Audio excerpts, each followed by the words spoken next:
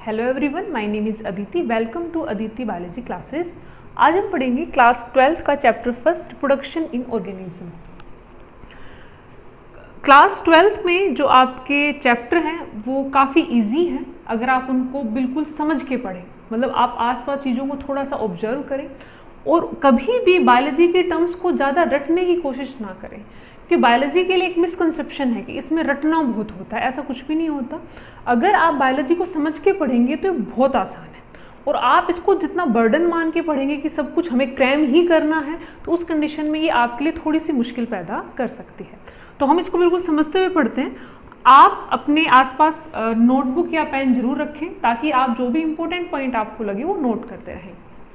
तो सबसे पहले है रिप्रोडक्शन। रिप्रोडक्शन में आपने रिप्रोडक्शन के वर्ड जो है उसके बारे में काफ़ी बार सुना भी है, पढ़ा भी है। रिप्रोडक्शन का मतलब होता है रीजनरेट करना, या कोई भी ऑर्गेनिज्म अपने जैसा ऑर्गेनिज्म दोबारा से बनाए।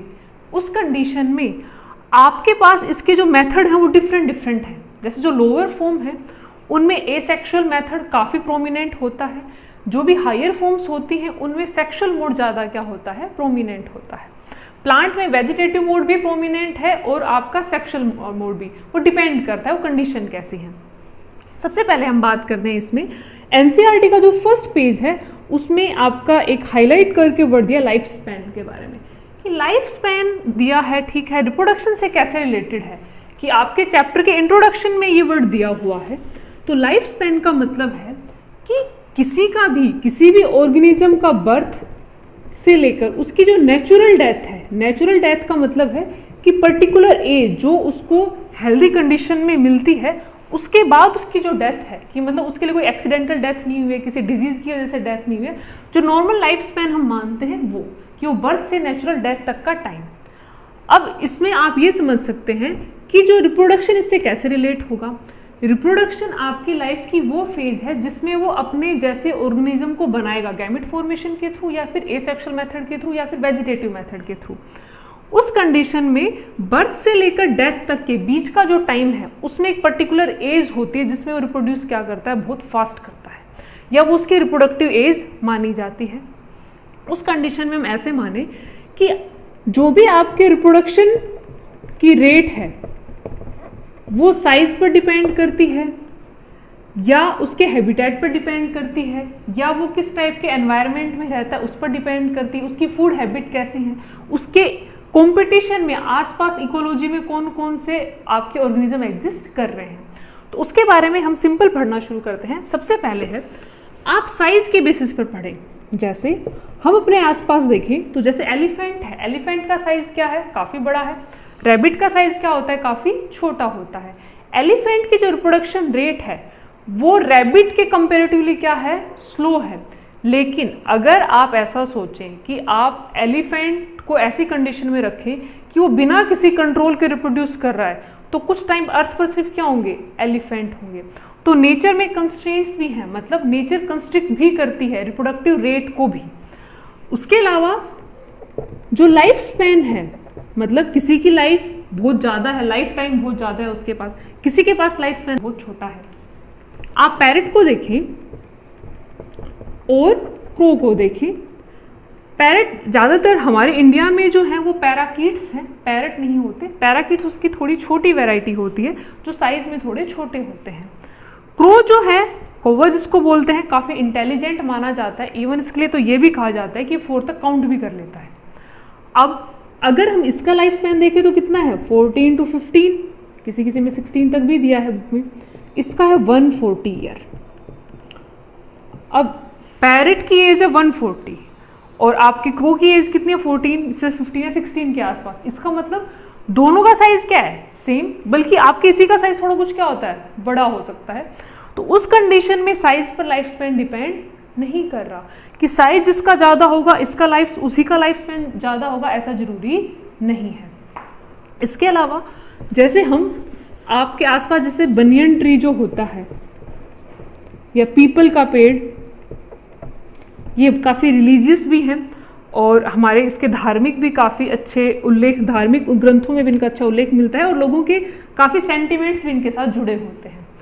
तो जो बरगद का पेड़ है उसकी एज होती है 200 ईयर्स तक और इसकी है 2000 ईयर्स तक, मतलब 1500 टू 2000 तक मानते हैं। तो उस कंडीशन में पीपल का पेड़ देखें तो पीपल के पेड़ का साइज कंपेरेटिवली कम है, किससे? बरगद से। बरगद वो काफ़ी दूर तक, काफ़ी बड़े एरिया में फैल सकता है, लेकिन जो पीपल का पेड़ है वो थोड़े एरिया में फैलता है, लेकिन इसकी लाइफ क्या होती है? बहुत ज़्यादा होती है। तो इसको सिर्फ आपके चैप्टर के इंट्रोडक्शन में सिर्फ इसलिए समझाया गया है कि आप सिर्फ ये रिलेट कर पाएँ कि नेचर में जो भी ऑर्गेनिज्म है उनका एक पर्टिकुलर लाइफ स्पैन है, कि तभी तक वो जिंदा रहेंगे, उसके बाद सभी की डेथ होनी है। इवन इंसान के लिए भी बोला जाता है कि आप सभी की एक ना एक दिन मृत्यु जरूर होनी है। उसी तरीके से, लेकिन इस टर्म में भी एक एक्सेप्शन है, जैसे इमोर्टल्स। आप शायद अगर साइंस फिक्शन की मूवी देखते हैं तो उनमें काफ़ी जगह दिखाते हैं जो आपके दूसरे प्लेनेट से लोग आते हैं, उनकी लाइफ टाइम बहुत लंबा होता है। इवन अगर आप एवेंजर्स वगैरह देखते हैं तो उसमें भी काफ़ी डिफरेंट लाइफ स्पैन के साथ लोग दिखाए जाते हैं। लेकिन एक्चुअल में इमोर्टल्स कोई नहीं होता, ह्यूमन तो नहीं है अर्थ पर, लेकिन हमारे अर्थ पर एक ऑर्गेनिज्म ऐसा है जो इमोर्टल खुद को मानता है और कहता भी है, वो है आपके single cell organism. Single cell organism क्या है? आपके इमोर्टल्स हैं। मतलब आपके जो भी साइंस फिक्शन मूवी में जो भी आपके दूसरे प्लेनेट से आए हुए एलियंस हैं या आपकी जो एवेंजर टीम है, वो खुद अपने आप को इमोर्टल माने या हम उनको ना माने, लेकिन ये ऑर्गेनिज्म क्या है? इमोर्टल्स हैं। क्यों? क्योंकि जब ये डिवाइड करते हैं तो इनकी खुद की बॉडी से क्या बनती है? एक सेल से दो सेल। तो इनकी बॉडी तो क्या होगी? ऐसा रहेगी, हाँ अब अलग फॉर्म में चेंज हो गई। अब क्या होगी? अलग फॉर्म में चेंज होगी हर डिवीजन के साथ। तो ये मानते हैं कि हम इमोर्टलिटी अटेन कर सकते हैं। मतलब आप क्या मान सकते हो कि इनको शायद मोक्ष की प्राप्ति होती होगी डिवीजन के टाइम। ये सोचने वाली बात है। नेक्स्ट है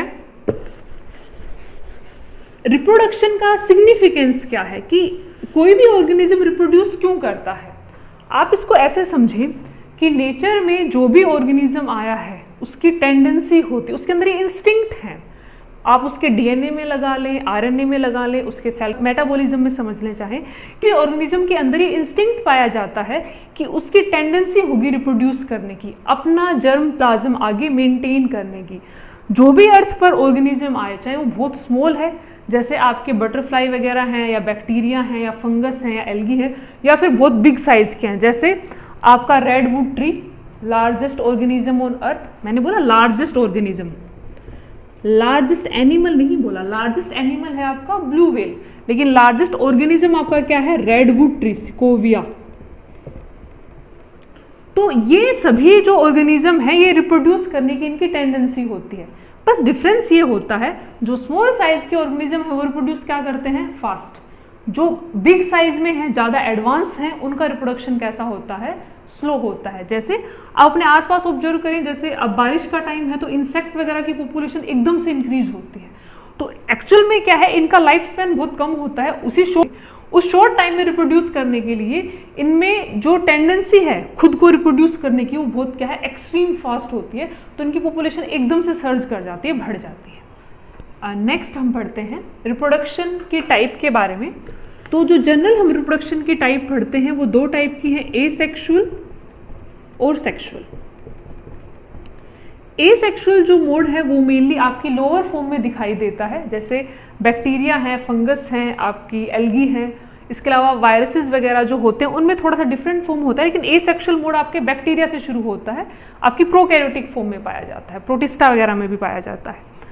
आपने कभी अगर पुरानी कहानियां सुनी हो तो रक्त बीज की कहानी सुनी होगी, पुराणों की कहानियां हैं।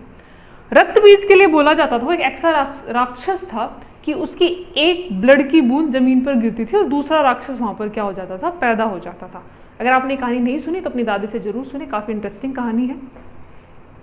तो उसमें क्या है, उसमें हम ये समझ सकते हैं कि उसकी एक ब्लड की बूंद से एक दूसरा राक्षस बन रहा है, फिर दूसरा राक्षस बन रहा है। तो मतलब वो कैसे रिप्रोड्यूस कर रहा है? अकेला ही रिप्रोड्यूस कर रहा है, वो राक्षस है रक्त बीज, और अकेले उसके बहुत सारे ऑर्गेनिज्म वहां पर उसी के जैसे बनते जा रहे हैं। तो ये जो मोड है ये क्या है? एसेक्सुअल मोड, जिसमें सिंगल एक इंडिविजुअल ही इन्वॉल्व है। ये कहानी है, आप जरूर सुने, बहुत अच्छी लगेगी आपको। सेम मोड पाया जाता है बैक्टीरिया, फंगस, प्रोटिस्टा, काफी सारे प्रोटिस्टा में भी यही मोड होता है। और इसके अलावा एल्गी में भी कुछ आपकी लाइफ टाइम में ऐसा मोड भी होता है कि वो एसेक्सुअली रिप्रोड्यूस करती है। तो एसेक्सुअल रिप्रोडक्शन का सबसे अच्छा फायदा क्या होता है कि एक सिंगल पेरेंट चाहिए, ठीक है। रिप्रोड्यूस भी कैसे करते हैं, फास्ट और बिल्कुल एग्जैक्ट अपने पेरेंट की कॉपी होते हैं। जैसे कभी कभी हमें बोला जाता है ना कि आप अपने पापा जैसे दिखाई दे रहे हैं, मम्मी जैसे दिखाई दे रहे हैं, लेकिन हम एग्जैक्ट कभी कॉपी नहीं होते, क्योंकि हमें क्या होती है, वेरिएशंस होती है, गैमेट के फ्यूजन से बने होते हैं। लेकिन एक बैक्टीरिया कह सकता है कि मैं बिल्कुल अपने पेरेंट जैसा हूं, क्योंकि वो उसी की क्या बनी है, एग्जैक्ट कॉपी बनकर तैयार हुई है। तो एसेक्सुअल मोड में कोई भी वेरिएशन प्रोड्यूस नहीं होती, वो एग्जैक्ट अपने पेरेंट जैसे होंगे। तो हम ऐसा सोच सकते हैं कि जो लोअर फॉर्म है वो एसेक्सुअल मोड को फॉलो क्यों करते हैं, क्या रीजन है उनके पास कि एसेक्सुअली रिप्रोड्यूस करना चाहिए। एसेक्सुअल प्रोडक्शन बहुत फास्ट होता है, और जो भी आपके लोअर फॉर्म है, ऑब्वियस सी बात है, ज्यादातर का लाइफ स्पेन क्या है, बहुत कम है। इनको रिप्रोड्यूस कैसे करना होता है, फास्ट। इनको पर्टिकुलर ईयर में कुछ टाइम ही ऐसा मिलता है जब कंडीशन क्या होती है, बहुत फेवरेबल होती है। जैसे आप ऐसे समझ सकते हैं कि जब बारिश का टाइम आता है तो फंगस जो है, बैक्टीरिया है, एल्गी है, प्रोटिस्टा है, काफी ग्रो करते हैं।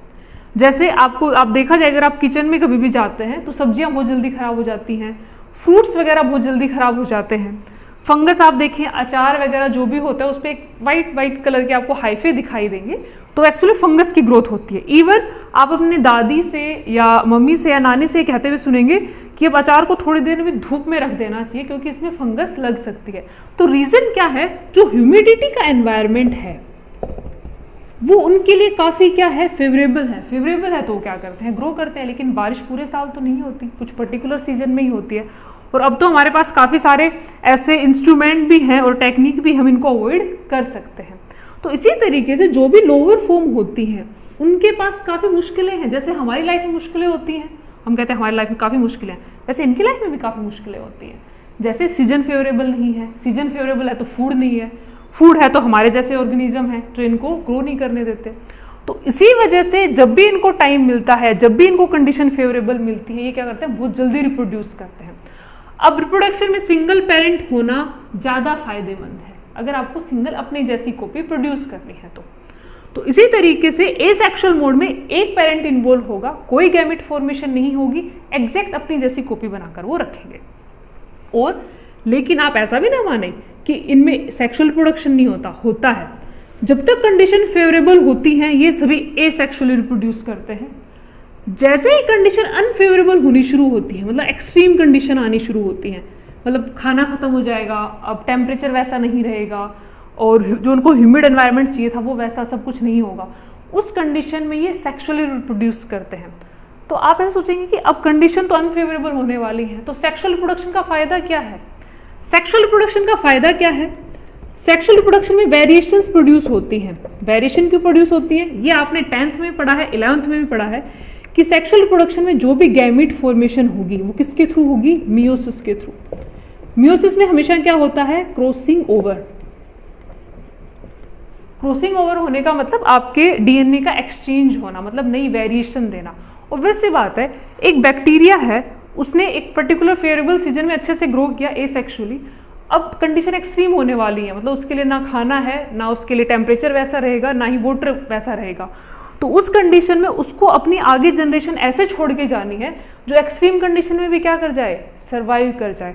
तो उसके लिए फिर वो क्या बनाते हैं, सॉरी बैक्टीरिया के लिए तो नॉर्मली ऐसा नहीं हो, तो कॉन्जुगेशन फॉर करते हैं। हम फंगस या प्रोटिस्टा एल्गी के लिए ऐसा सोच सकते हैं।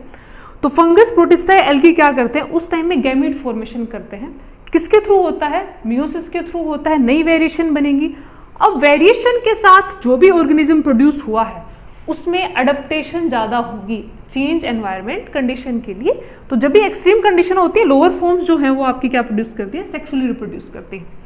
सेक्सुअल प्रोडक्शन क्या है, सेक्सुअल प्रोडक्शन में 2 पेरेंट इन्वॉल्व होते हैं। जैसे जैसे आप हायर फॉर्म्स में जाते हैं डिमार्केशन ज़्यादा क्लियर है मेल और फीमेल में, और लोअर फॉर्म में जो डिमार्केशन है वो क्लियर नहीं है इतना कि मेल कौन सा होगा और फीमेल कौन सी होगी। हम बात करें फंगस, प्रोटिस्टा और एल्गी की। इसके बाद आता है रिप्रोडक्शन में ही आपका जो प्लांट है, प्लांट में जो रिप्रोडक्शन है वो वेजिटेटिव टाइप से होती है। वेजिटेटिव, जैसा मैंने शुरू में आपको बताया था कि रक्त बीज जो है वो अपने जैसे ब्लड से, अपनी ब्लड ड्रॉप से खूब सारे राक्षस बना रहा था। तो एक्चुअल में तो वो एक पुरानी कहानियां हैं, हाइपोथेटिकल भी हम मान सकते हैं, लेकिन वो अपने बॉडी पार्ट को यूज कर रहा था। तो सेम उसी तरीके से वेजिटेटिव का मतलब है कि प्लांट अपने पार्ट को यूज करते हैं। प्लांट के पार्ट कौन कौन से हैं? स्टेम, रूट, लीफ, मेनली तो यही है। स्टेम, रूट, लीफ होना हर प्लांट में जरूरी है। अगर ऐसा नहीं है तो हम उसको कहते हैं कि प्लांट लाइक है लेकिन प्लांट नहीं है। तो प्लांट क्या करते हैं? ज्यादातर स्टेम, रूट और लीफ से क्या कर सकते हैं? रिप्रोड्यूस कर सकते हैं, लेकिन प्लांट सेक्सुअली भी रिप्रोड्यूस करते हैं।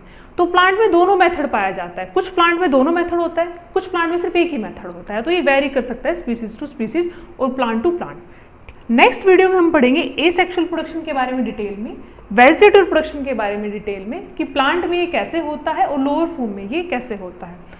तो इसके बारे में आप अपनी नोटबुक में नोट कर सकते हैं। साथ ही आपके पास जो एनसीईआरटी है उससे पढ़ें, उससे जो भी नोट्स आप बना सकते हैं साथ में वो बना लें। जो पॉइंट आपको समझ में ना आए वो कमेंट सेक्शन में आप पूछ सकते हैं। आपको ये वीडियो कैसा लगा आप कमेंट करके जरूर बताएं। वीडियो अगर आपको अच्छा लगा तो लाइक करें, सब्सक्राइब करें और अपने फ्रेंड्स के साथ शेयर करें। और इस टाइम पढ़ाई करते रहें और कोविड से खुद को प्रोटेक्ट करके रखें। Thank you.